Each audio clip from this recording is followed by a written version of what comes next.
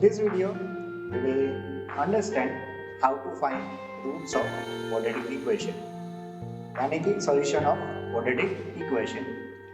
उसके लिए हम जो मेथड यूज करेंगे that is factorization method, which is also known as splitting the middle term. Right? Let's take one example and understand it. Let's take example x square minus 17x plus 70 is equals to 0. इसमें हमें क्या करना है? हमें देखना है कि x square का कोफिशिएंट क्या है और कांस्टेंट टर्म क्या है. So that coefficient of x square is 1 and constant term is 70. उन दोनों का मल्टीप्लिकेशन कर दो. ठीक है, जो आंसर आए वो 70. अब इन दोनों का फैक्टर्स फाइंड कर दो. अब फैक्टर्स फाइंड करके क्या करना है वो हमें यहाँ से डिसाइड करना है. जो कांस्टेंट टर्म की साइन है वो हमें बताएगी उन फैक्टर्स का क्या करना है. Here sign is positive, so it means I need to find the factors of 70 that is added. अगर उसको ऐड करें तो आंसर क्या आना चाहिए? Middle term, that is 70. So let's take the factors of 70.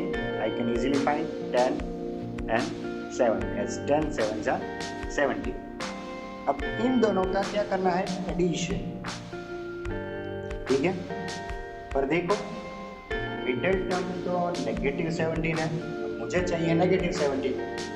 अगर मुझे इस दोनों नंबर का एडिशन करना है तो दोनों की साइन क्या होनी चाहिए? सेम होनी चाहिए.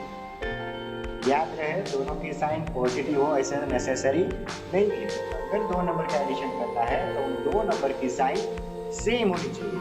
मीन्स अगर दोनों की साइन पॉजिटिव है तो आंसर पॉजिटिव आएगा, अगर दोनों की साइन नेगेटिव है तो आंसर नेगेटिव आएगा. पर दोनों ही केस में क्या होगा? तो एडिशन ही. Understood? So here what I can write, I got to know that factors are 10 and 7. But here I will write as x square. I will write both numbers negative because I want negative 7. So that is negative 10x and negative 7x plus 70 as it is.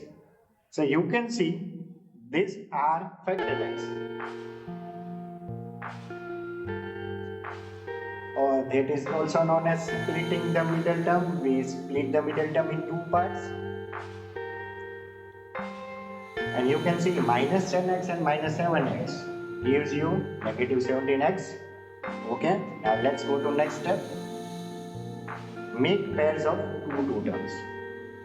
Take common from first two terms. So I can take x common. That gives x minus 10. What can be taken common from this?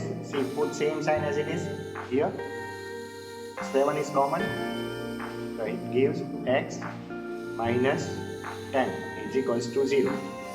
अब आप लोग गलती ना करो, याद रखना यहाँ से जो भी कॉमन निकले उसको निकाल दो और ये ब्रैकेट एज इट इज यहाँ पे आना चाहिए. अगर नहीं आ रहा है तो उसका मीनिंग हमने कहीं पर कॉमन निकालने में गलती की. Now from these both terms x minus 10 is common, so I take x minus 10 and remains x minus 7 is equals to 0. ये दो टर्म का प्रोडक्ट 0 है, इसका मीनिंग क्या हुआ? इधर ये 0 है या फिर ये 0 है. Let's write x minus 10 is equals to 0 or x minus 7 is equals to 0. So x is equals to 10 और x equals to 7. So ये हो गए हमारे roots of the quadratic equation or we can say solution of the quadratic equation. अब हम दूसरा example लेंगे, इसको समझते हैं. जैसे कि हमने कहा कोफिशिएंट ऑफ x स्क्वायर और कांस्टेंट टर्म दोनों को मल्टीप्लाई करते हैं. 3 into 18. हमें एक्चुअल मल्टीप्लिकेशन करने की ज़रूरत नहीं है क्योंकि हमें बाद में फैक्टराइज ही करना है. So we will keep it as it is. अब हमें क्या डिसाइड करना है कि इनके जो फैक्टर्स हैं उसका हमें क्या करना है. यहाँ पे कौन सी साइन है? नेगेटिव. सो उनका हमें सब्ट्रैक्शन करना है. सब्ट्रैक्शन करके हमें क्या आंसर चाहिए, middle term 25।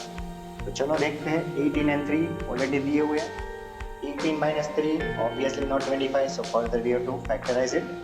Let's factorize. This is 3, this can be written as 6 3s are।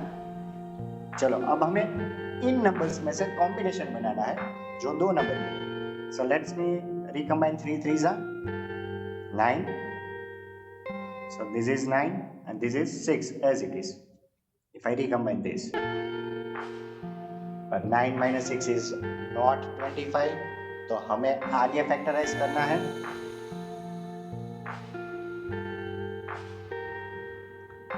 Three as it is, this can be written 3 2s are 6। अब इसमें से हमें रिकम्बाइन करके दो नंबर्स मिलते हैं, तो चलो हम रिकम्बाइन करते हैं इन तीनों को। 3 3s are 9, 3s are 27 and this 2। 27 minus 2, yes, we got 25, so we got our factors, that is 27 and 2। उनका क्या करना था, सब्ट्रैक्शन। तो सब्ट्रैक्शन का रूल क्या है, दोनों नंबर के साइन ऑपोजिट होने चाहिए, एक पॉजिटिव एक नेगेटिव, और आंसर की साइन क्या होती है, जो बिगर डिजिट है उसकी। ठीक है, हमें यहाँ पे क्या चाहिए, प्लस 25, सो हम पॉजिटिव साइन किसको देंगे, बड़े नंबर को, that is 27। So let's write 3x square plus 27x minus 2x minus 18 is equals to 0. So you can see 27x minus 2x is 25x. We have split the middle term. Now let's go ahead. हमें इन दोनों में से common निकालना है, pairs बना के। इसमें से क्या कॉमन निकलेगा, 3x, फर्स्ट ब्रैकेट में क्या बचा, x प्लस 9। ठीक है, यहाँ पे कौन सी साइन है, माइनस, इसको एज इट इज लिखो। दोनों में से क्या कॉमन निकल सकता है, 2, तो इसको कॉमन निकाल दो, और ये जो पहला ब्रैकेट है वही लिख दो ताकि तुम कोई मिस्टेक ना करो। क्यों, अब क्वेश्चन आएगा यहाँ पे प्लस साइन कैसे हो गई। अभी यहाँ पे देखो हमने क्या बाहर निकला है, -2, तो यहाँ से नेगेटिव साइन बाहर आ गई फर्स्ट में से, तो ये पॉजिटिव हो गया। सेकंड में से भी नेगेटिव साइन बाहर आ गई, तो ये भी क्या हो गया, पॉजिटिव। इसलिए आप कोई मिस्टेक ना करो, तो ये हमेशा याद रखो कि सेकंड 2 में से जब कॉमन निकालो, कॉमन निकालने के बाद ये सेम ब्रैकेटिंग यहाँ पे आता है। ठीक है, now x plus 9, 3x minus 2 is equals to 0. Now x plus 9 is equals to 0, or 3x minus 2 is equals to 0. So x equals to -9 or x equals to 2/3। ये हो गए हमारे रूल्स। आ गया समझ में, और सम्स की प्रैक्टिस करना ताकि आपको ठीक से समझ आ जाए।